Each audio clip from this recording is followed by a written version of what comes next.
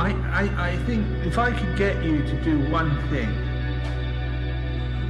I would say when you get to the point that you really feel highly motivated to just towards keeping your virtue, then you'll discover quite quickly just how extraordinary a life was meant to be and could be. And it's just we get so messy. It's not that we're doing lots of wrong things, but our mind is so messy. We don't keep it simple. And we end up making the life that we're living so inordinately complicated and completely unnecessarily. And it's such a shame to end up feeling in a real muddle when actually you ought to be having the time of your life. It takes mindfulness to come to a human life. And then above that, it takes mindfulness and virtue to come to a fortunate human life.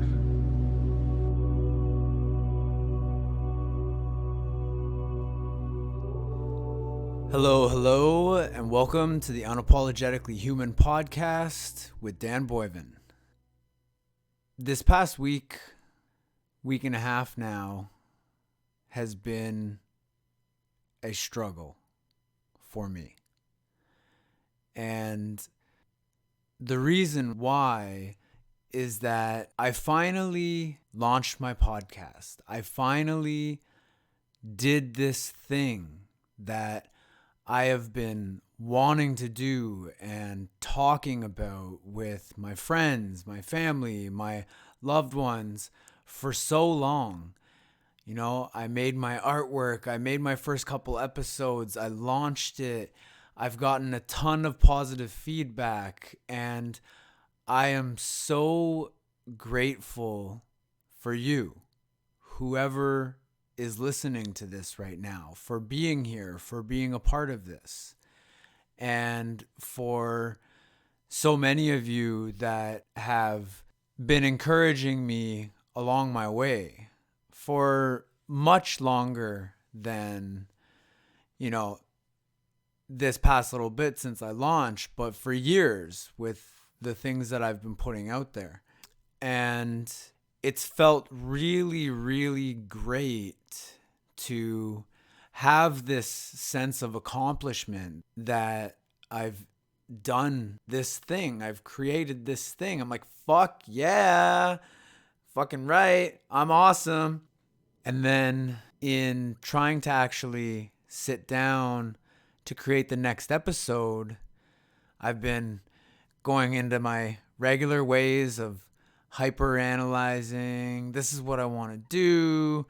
Thinking about it without actually getting pen to paper and actually sitting in front of the microphone and sitting in front of this blank canvas, so to speak, and actually doing it.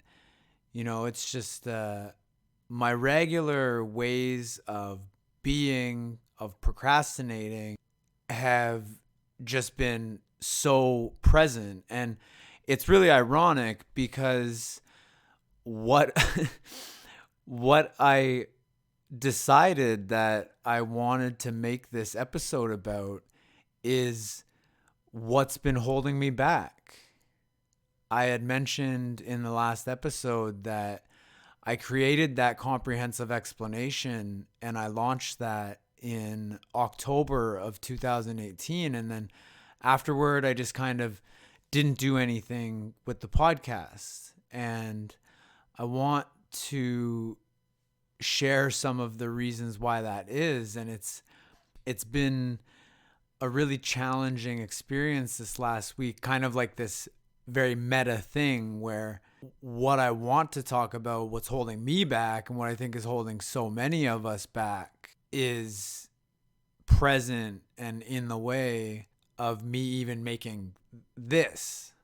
So needless to say, it's been a tough week being with myself and experiencing this resistance I have and this procrastination that so many of us are all too familiar with when it comes to actually doing the work on the things that we say that we want the most.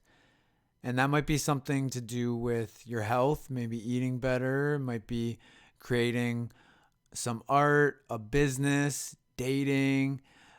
Like, we have so many important things that we want to do in our lives. And if you're anything like me, which I'm sure many of you are, we just consistently avoid. And there's a lot of reasons for this. We are such infinitely complex creatures, and we have so many things going on inside of our head at any given time. And 95% of what goes on inside of us, in our mind, in our body, it's all subconscious. Like, we're not consciously aware of what's going on. We're not aware of the things that are actually holding us back. Like, what's at play subconsciously that allows us to continually just not do the things that we say we want to do. It's because we're afraid of so many things. Well, that's it. That's the end of the episode. Nah, I'm just kidding.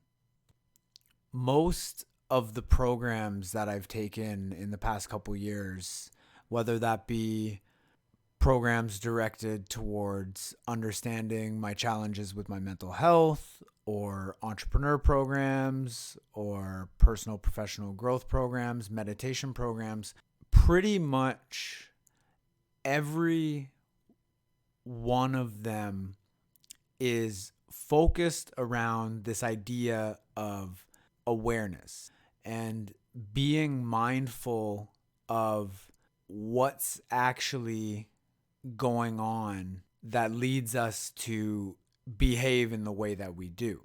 And what I've been learning more than anything is that I am a serious pain in my own ass. And man, it's so frustrating to deal with and struggle with the experience of being myself sometimes, and just feeling like I'm so in the way of the things that I want in my life, and that I just don't know how to get out of my own way and take action on the things that I want to create in my life. And so, to understand what's really going on here, we need to start to separate some of the things that are going on inside of our head, because our ego, our sense of self, our story about who we are, what our name is, how old we are, the things that happened to us, who's our family members, where were we born, where do we work, where have we traveled, what have we done, all of these things are what make up our identity. And our ego and our identity and our sense of self, we tend to experience that as if we're this single, whole, neat and tidy, unified being. And that our stories that we carry with us and that we create for ourselves are true. When in reality, what's actually happening is that we have a lot of different parts of our brain. We have a lot of different competing brain systems that do different things for us. And one of the most challenging things that's in the way of us getting the things we want out of life and creating the things that we want out of life is that we came from a really harsh natural world, and we still, even though we live in a relatively safe world now that we've created for ourselves, we still very much live in survival mode. And some of the key characteristics of how we operate in survival mode is that we're always trying to look good and avoid looking bad. We desperately seek the approval of other people, particularly our, maybe our romantic partner and our closest friends and our family, but we seek the approval or fear the disapproval of people that we don't even know, or people that don't even really fucking matter to us or our life. But we allow the fear and the stories that we create about what so-and-so are going to think, regardless of how close they are to us or not. We allow our desire to look good and seek approval and to belong to stop us from ever rocking the boat, from ever stepping outside of the socially defined lines of what's acceptable. And we do this because we have the natural tendency to seek pleasure and avoid pain at all costs. We always want to feel comfortable and safe. And that makes us want to never do anything that is difficult or hard or pushes ourselves out of our comfort zone. Whenever we try to do anything that's going to push us outside of our comfort zone, we come up against this really profound internal resistance to doing anything that there's a possibility that we might look bad. We might not look good. We might look dumb when we're trying to do or learn new things. And that's something that I've been coming up against in making this podcast for years before launching. But even now that I've launched, it's not like the fears and the insecurities that I have always had are gone just because I made a couple fucking podcast episodes. Like, I'm still coming up against that resistance to looking bad. I'm trying to figure everything out beforehand, before actually sitting in front of the microphone and, just seeing what comes out. And one of the things that so many of us do is we try to see how we're going to get from point A to Z for all you Canadians out there, or Z for you Americans. We try to see and figure everything out beforehand before taking the first step. Like, you don't get from A to Z or Z. You go from A to B and you figure things out as you go. And a useful analogy that I heard before is this idea that, could you imagine if before leaving your home to drive across the city to go somewhere to do something, maybe you're going to do groceries, run an errand, meet someone for a date, for a drink, for lunch or dinner, you're going to a show. Could you imagine if you would only take the first step if you could figure out or guarantee that there's a route across the city with all green lights? Like, you're never going to hit a red light. But that's what we do when we're trying to figure out everything before actually taking a step towards our goals. It's like, we want fucking green lights across the city, and we're not willing to take a step unless we can try to figure out, how do I avoid all of the red lights on my way? How do I avoid looking stupid? How do I avoid messing up or sounding dumb? Or maybe I say something that upsets someone that I love and care about, or they disagree with and it causes an issue. And so it's like we just sit at home and think about the things that we want to do rather than going. Like, when you're going to drive across the city, you're going to hit some fucking red lights. You know that. And that's the same for when we want to build, create, develop, change something about ourselves or our circumstances in life, you're not going to have green lights across the city. You're going to hit obstacles along the way, and you're going to have to wait at those red lights for it to turn green again. You're going to have to deal with those obstacles when you actually get to them. But one of the reasons that we do this as well is that the survival context that we exist in and that we operate from in our lives is that we also always want to be in control. We want to try to figure everything out and control all the variables and prevent anything bad from happening so that we don't have to experience any discomfort or feeling a lack of safety. We don't want to be judged. We don't want to be criticized.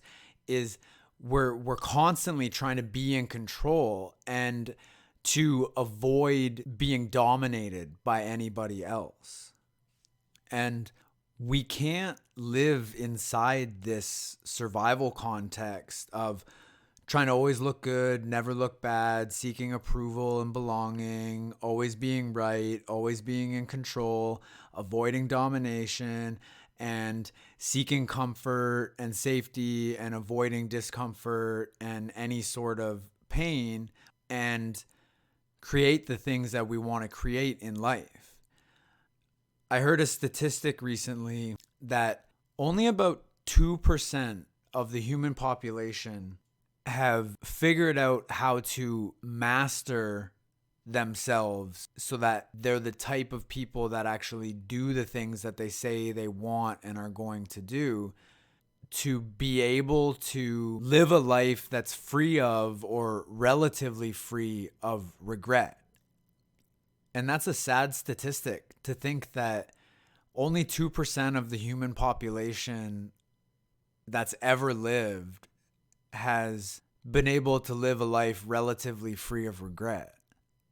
So that when we're on our deathbed, we're not looking back at our lives with a whole laundry list of things that are like, oh fuck, I wish I did this thing. I wish I reached out to that person and told them how I feel, or mended our relationship after that stupid fight that we had, or that I made the music or the art that I wanted to make, or that business that I wanted to create, or that career change that I wanted to do. Like, most of us are on track to be on our deathbed, if we're so lucky as to have the opportunity to look back on our life. So many of us are on track to be looking back at a life full of regret. And it's terribly sad that that's the case. Like, that's a major part of the human condition.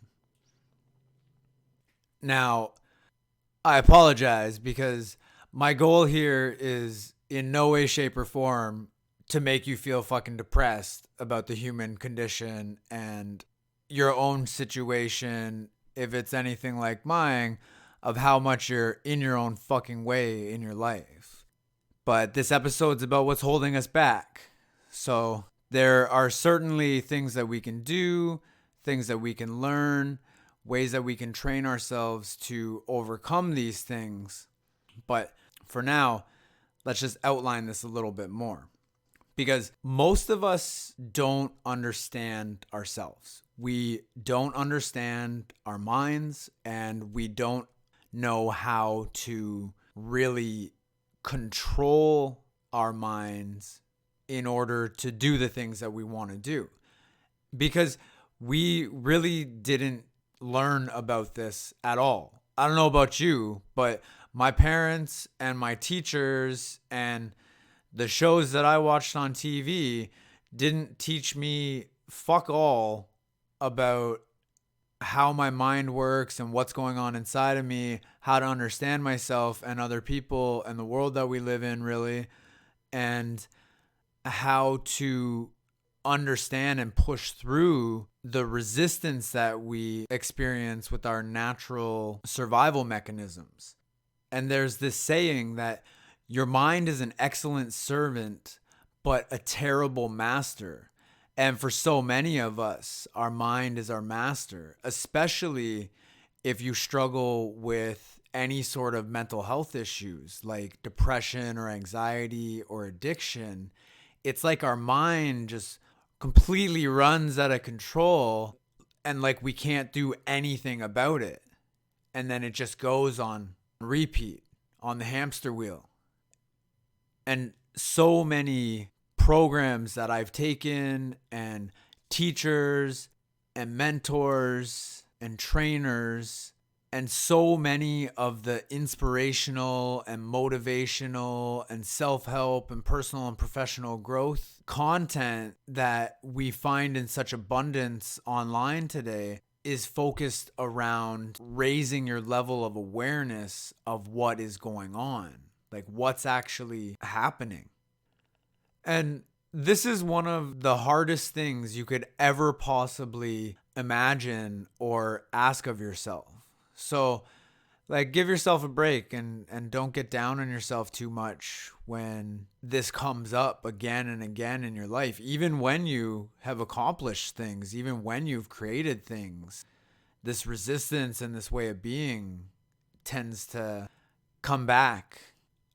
And one of the ways that I've found it most helpful to understand this, to understand what's going on, is this idea that we have very separate parts of ourselves. Like our ego makes us think that we're one self when really we're not. We're a complex combination of different things that are going on based on our life experience, our genetics, and two of the main parts of our brain are the brainstem, the animal brain, the oldest parts of our brain, and the prefrontal cortex, like the newest part of the brain, the part of the brain that makes us human, the part that makes us stand out from nearly all the other creatures in the animal kingdom, is this front part of our brain that is relatively new.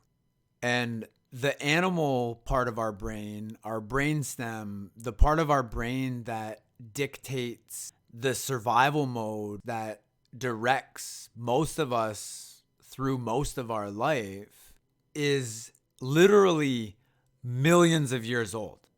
This is a part of the brain that's developed from long before there were even primate species like us.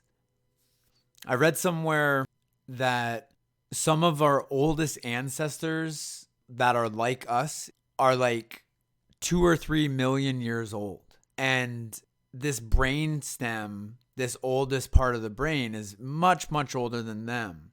But the prefrontal cortex, the newest part of our brain, is only about 200,000 years old. That's when humans started to develop language and really start to set themselves apart from the other creatures. And the animal mind, the brainstem, is where the fear center of our mind is. It's where our fight or flight mechanism comes from. And it's largely subconscious. It's basically like our inner child. Like it can't delay gratification. It's reactive and basically just throws tantrums all the time and is really hard for us to control because it's so ancient. It's so much older and so much more powerful than the newer part of our mind, which is like our rational adult mind. It's our conscious mind. It's where our ability to plan and have foresight is. It's called the area of executive function within our mind. And that's largely where we're able to plan. Like we are able to delay gratification. We are able to soothe this ancient part of our mind. We're able to interrupt it. We're able to motivate ourselves. And rather than react to the things that life throws at us. We have the time to pause and respond. And essentially, these two parts of ourselves are like our child mind and our parent mind, our unconscious mind and our conscious mind. And so much of the teachings around how to understand and overcome the things that hold us back are deeply grounded in our ability to raise our level of awareness and to interrupt our old ways of being, our old patterns of thinking and behaving. But again, this is one of the most difficult things you could possibly ever do. So if you're having trouble trying to interrupt your old ways of being, your old ways of thinking and acting, you're not alone. This is like the biggest challenge you could ever possibly take on.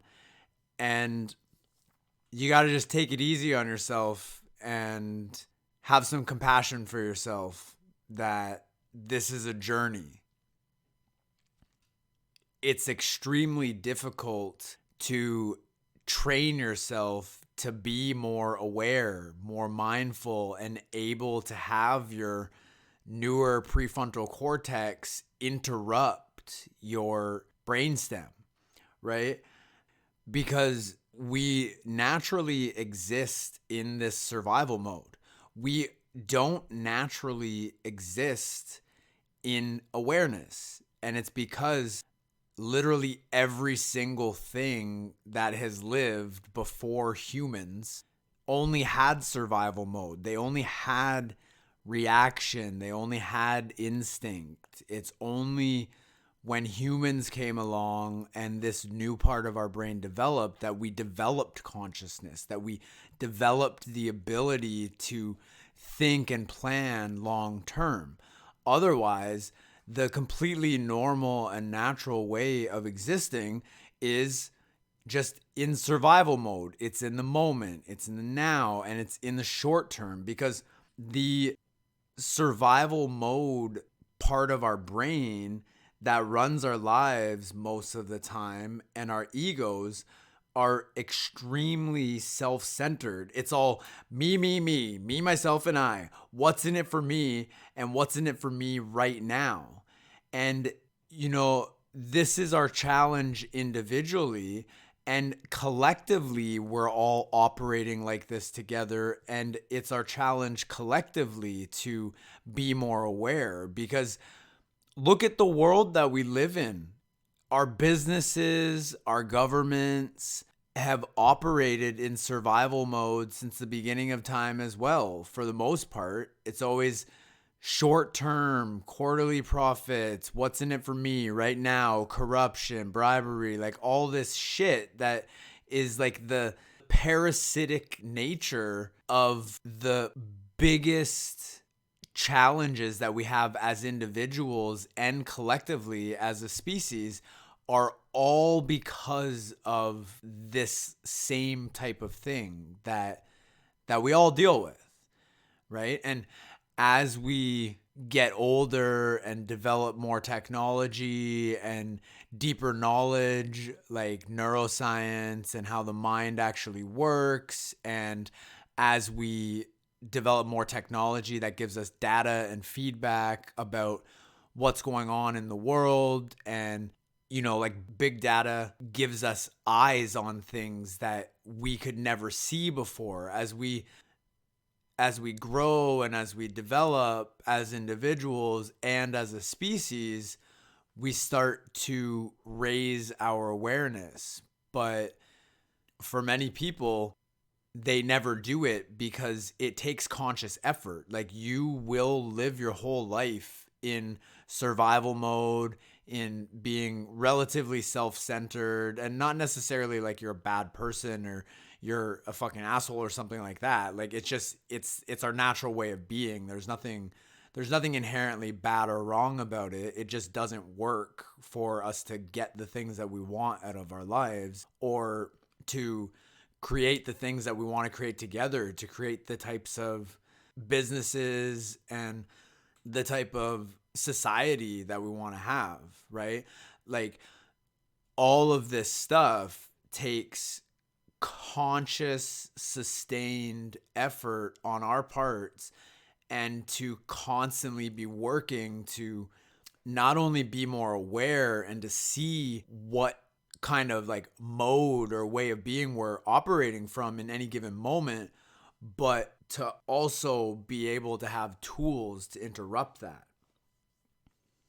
And a couple of the most powerful tools that we can have are recognizing that in every moment, with every thought we have and every action that we take, we're always stringing together a story about ourselves and our life and our place in the world and what we're capable of.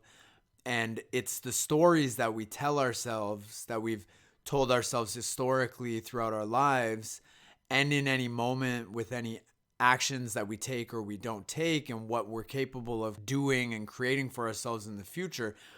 It's these stories that really create the identity that we have and that we sort of exist as in the world. Like, we're a character in the story of our life and in relation with other people and in the communities and organizations that we're part of in the world. We're like this little character that's running around, and the way that we talk to ourselves in our head is the story that we are telling ourselves. And that story is largely based off of the beliefs that we have about ourselves, both good and bad. And unfortunately, for so many of us, a lot of our beliefs are limiting and they're negative and they're skewed because we were hurt. You know, every single one of us were hurt. Life is hard. Like, bad things happen. And even though good things happen as well, we have this negativity bias where we don't really remember the good things as much because good things don't hurt. Good things are great, but they're fleeting. They don't matter to our survival as much as bad things that hurt, because we need to avoid bad things from happening and pain in order to survive. We don't really need to, certainly not in the same way, seek out pleasure and joyful experiences for our survival. Those are sort of nice to haves, whereas avoiding negativity and pain are have to haves. And so we all know that we remember so many of the painful moments and the stories that we've created around those painful moments throughout our lives. And especially for the stuff that happened when we were really young, between the ages of 0 to 3 and between the ages of 3 to 7, particularly because of the way the human mind develops, children actually make up beliefs about themselves. We all made up beliefs about ourselves as children about who we are and what we deserve in life based on how well our needs were met as children, and when they weren't met, when bad things happened to us, or when good things that should have happened to us didn't happen or consistently didn't happen. What we do as children is we make that mean something about who we are. Like, that bad thing happened because I'm bad, or because I deserved it, or the good things didn't happen because I'm not good enough, because I'm not worthy. I'm not worthy of love. I'm not worth having good things happen to me. And I've met so many people working through these types of problems, these negative thoughts and belief patterns.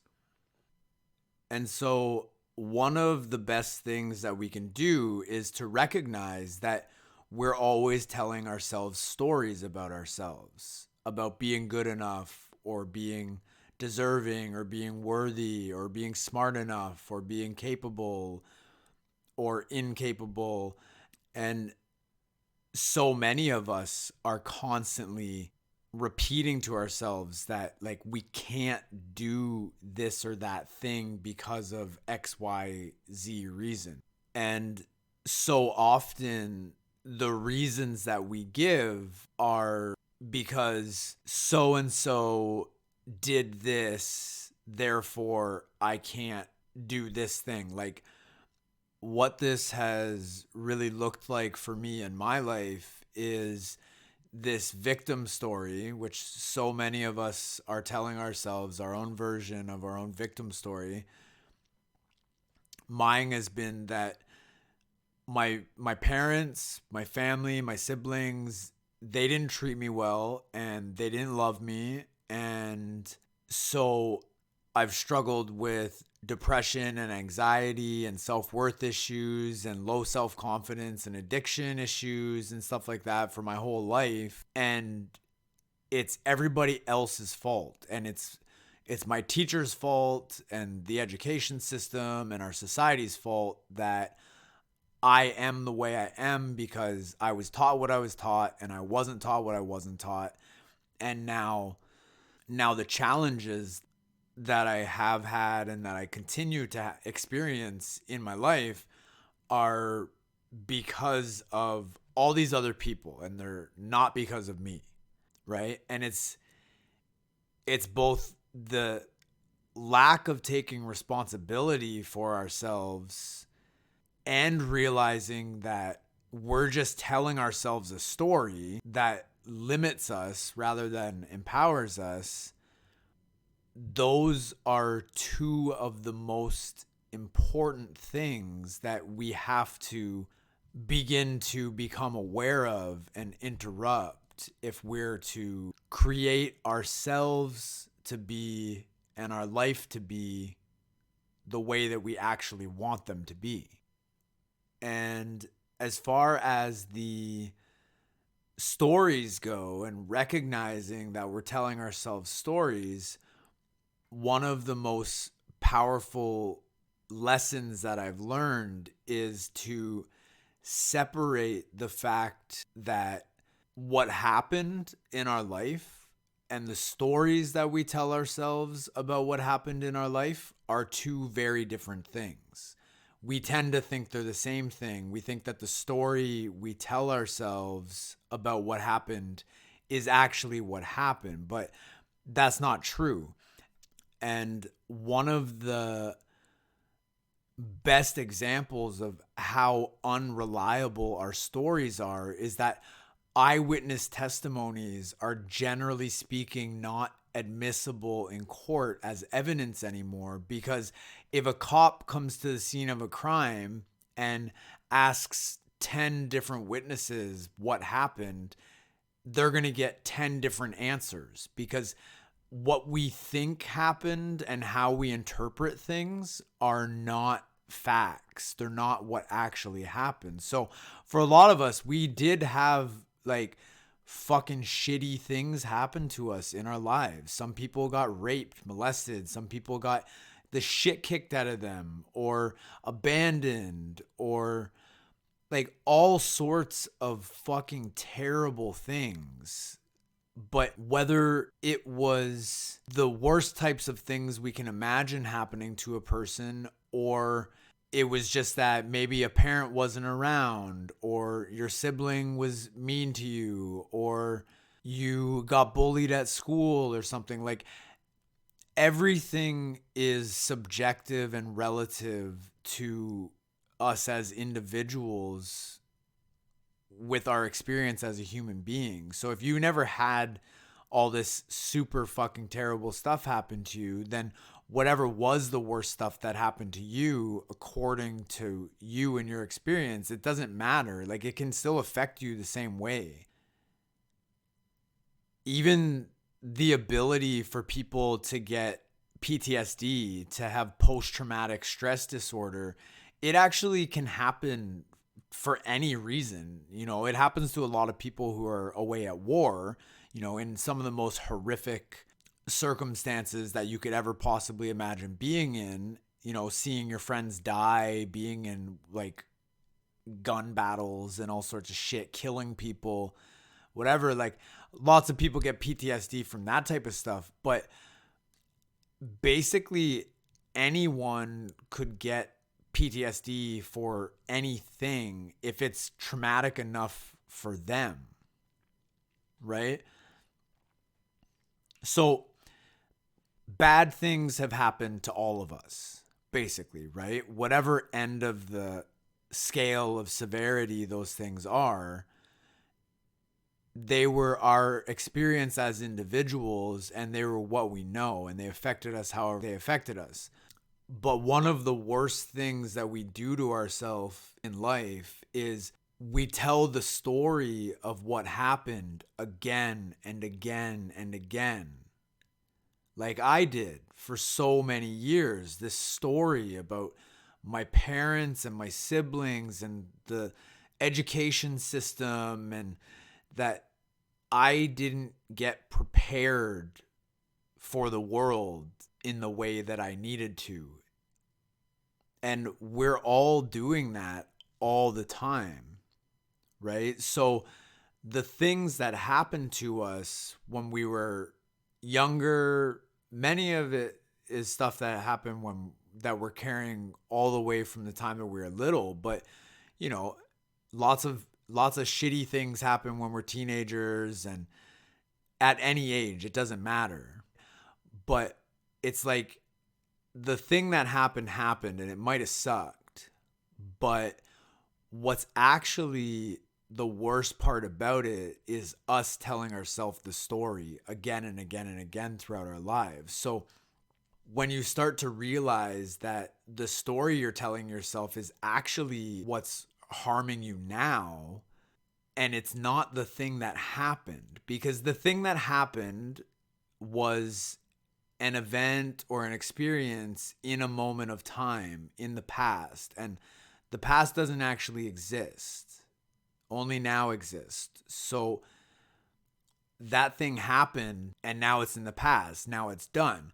And it may have hurt you. It may have had ripple effects for you in your life, in the way that you think or feel about yourself, and with some of the things that you struggle with now. But it's extremely powerful to recognize that when you raise your level of awareness, you can go, oh, hey, I'm telling myself that story again. That probably a lot of times that story doesn't feel good. Or many of the things that we say about ourselves are not good. We're constantly reinforcing our negative limiting beliefs through our internal dialogue and the stories that we tell ourselves. And as you start to realize that that's what you're doing, the more you realize it and practice it, the more you strengthen your prefrontal cortex, because that's where your awareness is. Because all of this stuff is happening in your lower childlike animal brain. And that's our default mode. That's our default setting, that we go on naturally. We don't have to do anything. That's just what's happening all the time. It's only when we take a conscious effort and awareness and our intention to realize that we can either be limiting and stopping and disempowering ourselves with our stories and our beliefs, or we can be lifting up and pushing forward and empowering ourselves. And it's it's practice, practice, practice, practice. Oh, I'm telling myself a story. That story doesn't actually help me in any way. I actually really don't fucking like that story, and I could do with not fucking telling myself that story anymore that I've told myself for the last 10, 20, 30, 40, 50 years. Like, it's really helpful for us to really pay attention to our inner self-talk and our dialogue. Like, I did this entrepreneur program a few years ago, and there's a statistic that's something like 80% of businesses fail within their first 5 years because of the psychology of the founder. And that if you want to start a business, and this is the same for if you want to do anything in your life, you want to create anything, you have to get really clear on what are your disempowering and limiting and negative self-defeating beliefs that you have about yourself and your capabilities. And if you can, where did they come from?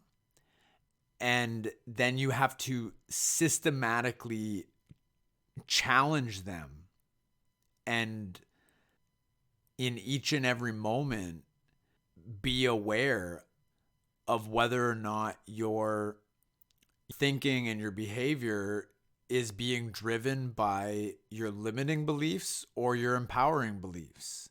And you have to also recognize, what are your empowering beliefs? What are your good beliefs that you tell yourself about yourself and who you are and what you're capable of in your life and in the world? And you have to systematically further empower those beliefs and disempower and challenge all of your negative beliefs. And so recognizing as well that whether it's empowering you or disempowering you, it's actually just a story that you're telling yourself. And our stories that we tell ourselves are like self-fulfilling prophecies.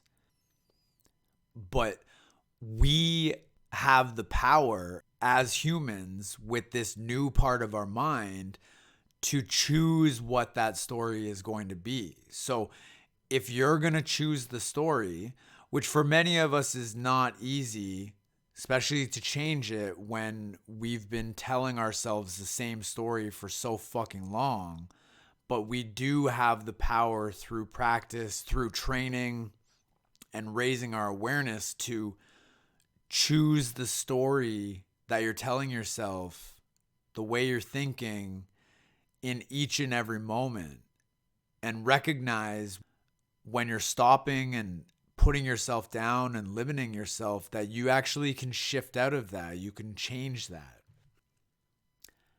And one of the most important things that we need, one of the most important tools that we can have in our toolbox in order to do this, is to know why you want the things that you want for yourself and for your life. Because if you don't know why, it's so much easier to stay in this space of just being like, it doesn't fucking matter, I'll never be able to do it anyway, or it's too hard, or whatever, all the bullshit that we tell ourselves, right? And I have spent about $30,000 in the past 2 years on different programs for myself to like get out of my own way, to fucking just understand why is it so fucking hard for me to just do the things that I've been talking about wanting to do for years. Like, what's actually in the way? And one of the biggest issues that I've had is just not being clear on my why. Like, why do I want to do the things that I think I want to do, that I say I want to do? Because if we're going to change the things that we want to change about ourselves, we want to transform ourselves and our lives, then we need to be committed to the changes that we want to make, or committed to the actions that we want to take, or the things that we want to create, we need to have commitment. And you can't have commitment without knowing why you're committed to something.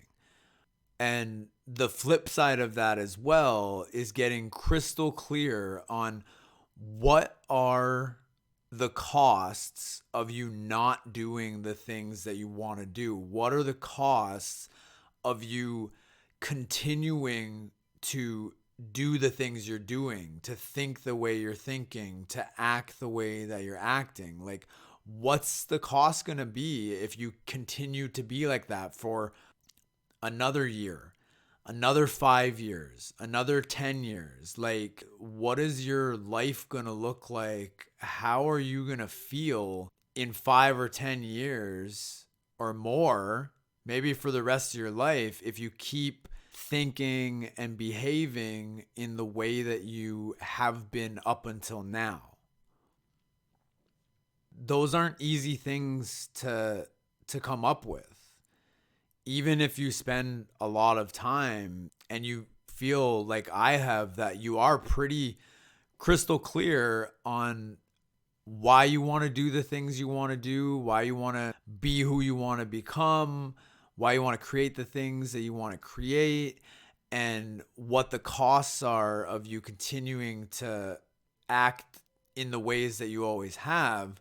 But the resistance that we face within ourselves, and the fear and the insecurities and the negative and limiting beliefs and that survival mode that we operate from, it is so fucking powerful that you need to make the reasons why you're committed to what you are committed to and what the costs are of not being committed to it.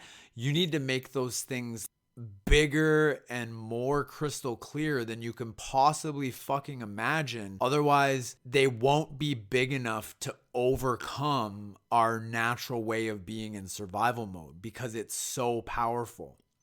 Like, I read this book a number of years ago called The Biology of Belief by this guy, Bruce Lipton, who's a cell biologist. And there's this one picture in the book. It's just this black rectangle, and it has a single tiny little white dot in the center of it. And it says that the black rectangle is representative of your subconscious mind, which is what controls our life most of the time. And the little white dot in the center is representative of your conscious mind. And it's like the power of your subconscious mind versus the power of your conscious mind. And that the little white dot had to be magnified 25 times in order to just be seen. And that's why this is so fucking hard, because it says something like our conscious mind processes like 40,000 bits of information a day, but your subconscious mind processes like 4 million bits of information a day or something. It's just such a staggering difference in power and capacity of like what we're talking about here. And that's why it tends to be so challenging for us to change our thinking patterns and our behaviors and our habits, especially bad habits, because we need to recognize that it's not a fair fight. Like, our childish animal brain will fucking win every time unless we're using this amazing tool that we have, our conscious mind and our awareness, to be constantly feeding our mental resources into empowering that part of ourselves. And the last thing that I'll share with you about what's been holding me back in my life, throughout my life, and this past week is if we are able to reach out to other people and ask for help. Of all the amazing people that I've met over the years who are like up to big things in their life. They want to live life to the fullest and create art, create businesses, create amazing relationships, make lots of money, have lots of sex, have lots of fun in their life, and help other people and build amazing organizations and change the world. Like, I've met so many amazing people, and 99% of us, whenever a trainer asks us to put our hands up if you have trouble asking people for help or reaching out for support, it's like consistently in like every room I've ever been in, whether it's therapy or it's an entrepreneur course, fucking pretty much everybody puts their hand up that they have a really hard time asking for help. And this is just another part of our survival mode, because as kids and so many times throughout our lives, when we're hurt, we put up defense mechanisms and we stop being able to easily trust people. And that includes trusting that people will love and care about us enough to actually do the things that they say they're going to do and to not let us down and to actually help us. Like, so many of us have such a hard time asking for help because we have such a hard time trusting people and a hard time being vulnerable or surrendering.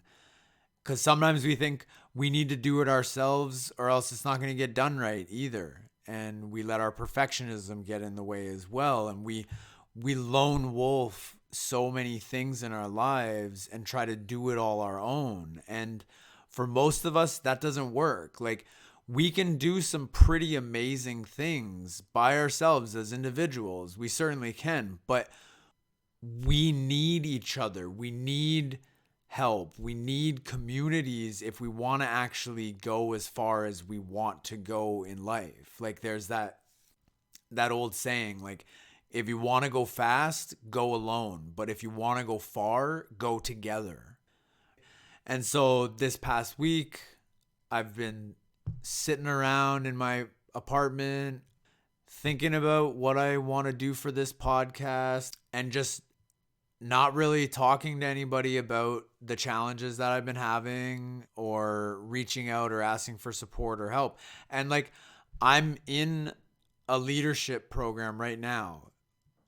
I'm in a business leadership, a personal professional growth program right now. I have a coach and I have a team and I have the whole group of people that are taking this program. And still, even with knowing how important it is to be aware of myself and what's going on with me and what's stopping me from doing the things I want to do, and like not trying to lone wolf and do everything myself and do it in isolation, my survival mode is alive and well.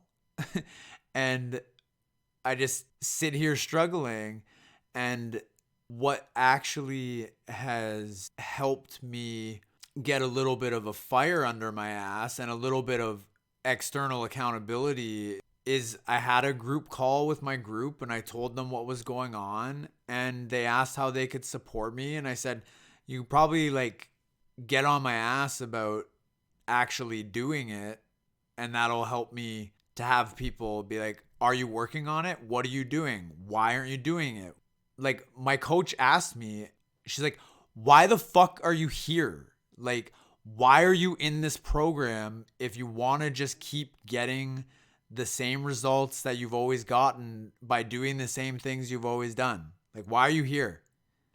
And for whatever reason, maybe because I got yelled at a lot as a kid, so I respond to that. I sort of need to be yelled at a little bit, which isn't ideal. But for the things that I want to do most for me in my life, to grow as a person and to create things, like I need help. I need people to help push me when I can't push myself outside of my own limiting beliefs and negative critical self-talk and judgment that comes up for myself, especially when I'm trying to do something new and create something, all of these feelings come up and these thoughts that like, oh, I'm not good enough. I don't know what I'm doing. What's the fucking point? No one's going to really listen to this or care anyway. And it doesn't matter. And one of the saddest things about when we tell ourselves that it doesn't matter or not if we do something or if we don't do it, we're actually saying not just that like that thing doesn't matter. It's like we're saying that we don't matter. And pretty much every single one of us has that belief for one reason or another. We think that we're not enough. We're not good enough. And there's this amazing woman named Marissa Peer who she's a coach for people who are already extremely successful, high-performing people, but they can't get to the next level of their life either. They can't get past like a hump. And she pretty much, one of her main philosophies and things that she talks about is just that like every single one of us thinks that we're not good enough. Whether you're not at all where you want to be in your life or you're actually doing really well, but you can't get to the next level of where you want to get to, it's like, well, it's because we think we don't deserve it. We think we're not good enough.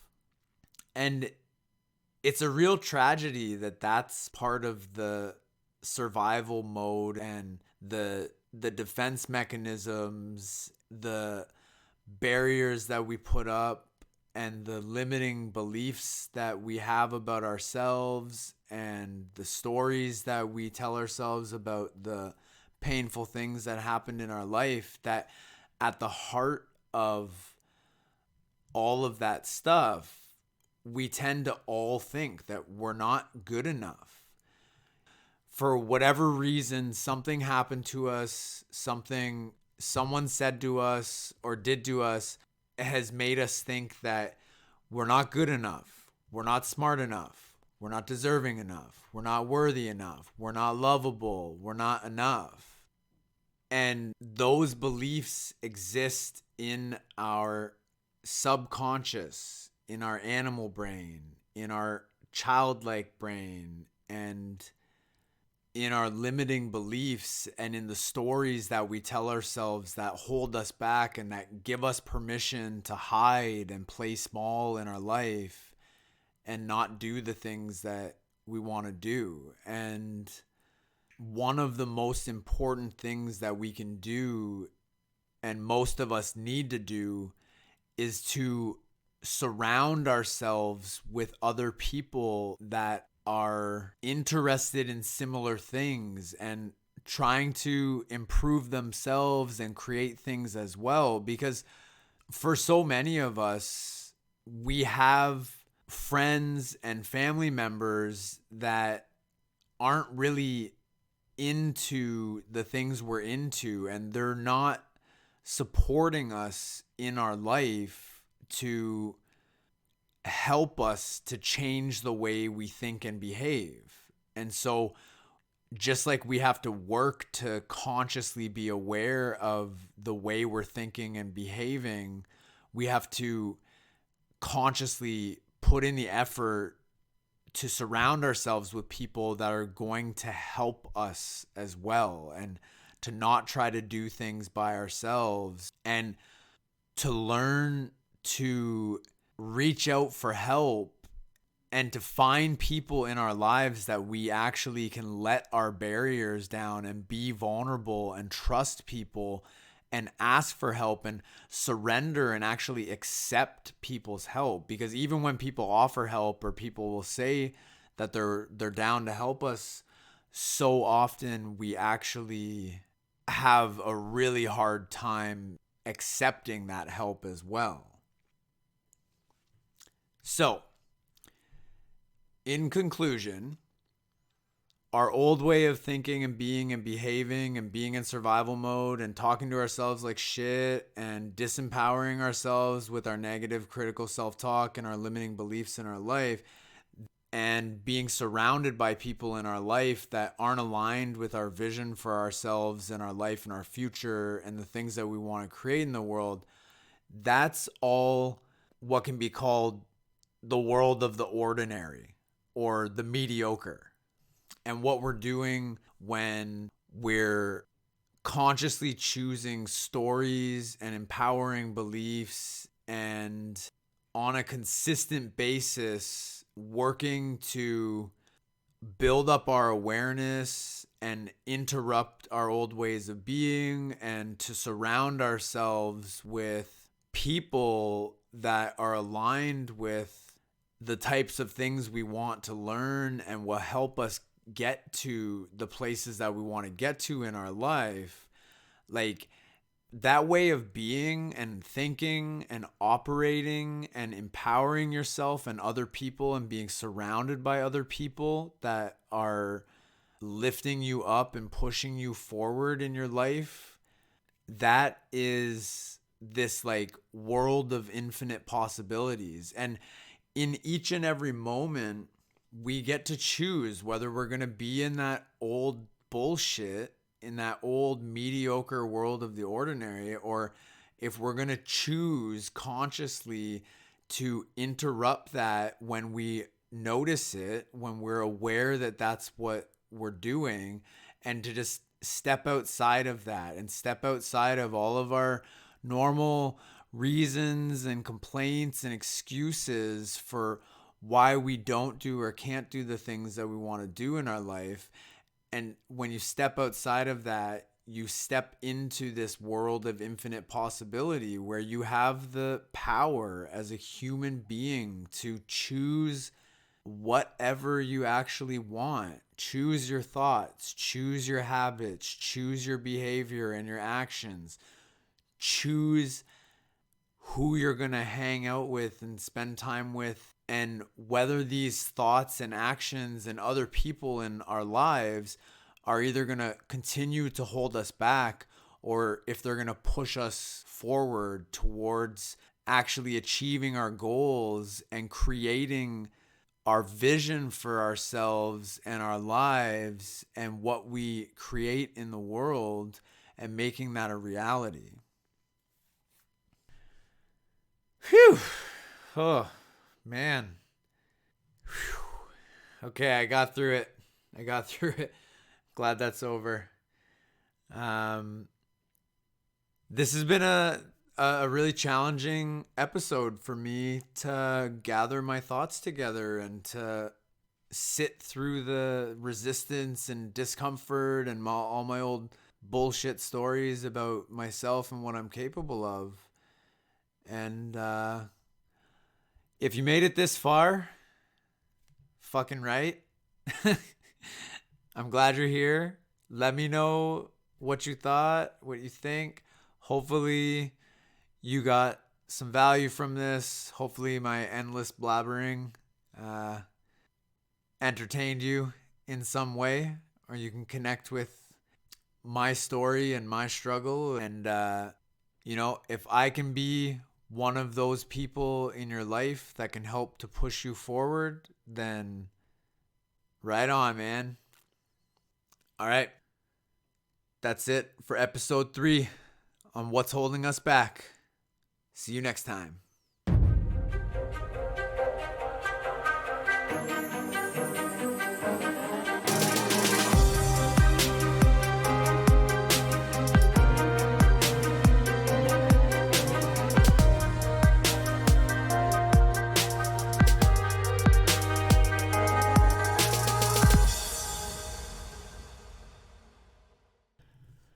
I'm actually laying in my bed right now with my laptop beside me and my microphone stand resting on my chest. Whew. It's not looking good for us, folks. looks like we really got our fucking work cut out for us, because it's like we all want to do these things, but part of us wants no fucking part of that shit. Not one bit at all. Even with the amount of time and energy and money that I've been putting into like figuring this out for myself, it's like I can't even get myself to work on the next episode of my podcast once I've launched it, and once people are like, yeah, it's awesome, fucking where's the next one? I'm like, I can't get myself to work on it because I don't know why. Because this is what I think about. This is what I do to myself. I'm like, yeah, I'm just going to fucking figure out how to talk about some of the biggest problems in the world. No big deal. No big deal. I'll fucking get right on that. And then I kind of thinking. The procrastination paralysis takes over. I guess now would also be a good time to give a little disclaimer that I don't really know what the fuck I'm doing. So there's also that. But so many of us are walking around like, I got this. Everything's good. Everything's fine. And people are damaged. Like a lot of us. Like basically every single one of us. Oh man. I'm fucking losing it. I'm losing it, people.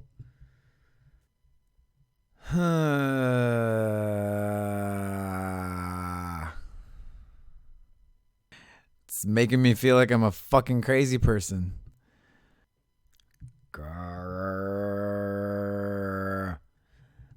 Fuck. Oh, there's a helicopter. Fuck.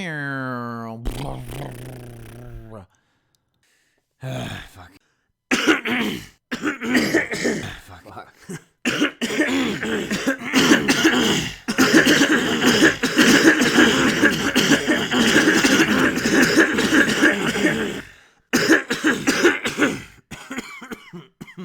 Fuck.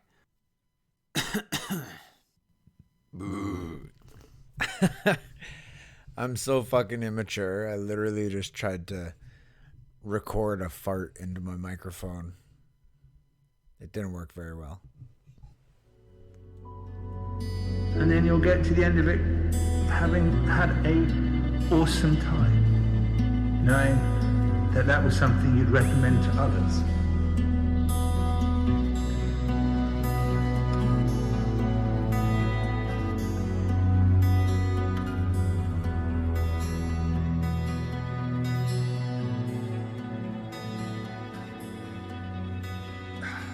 You all know this place inside.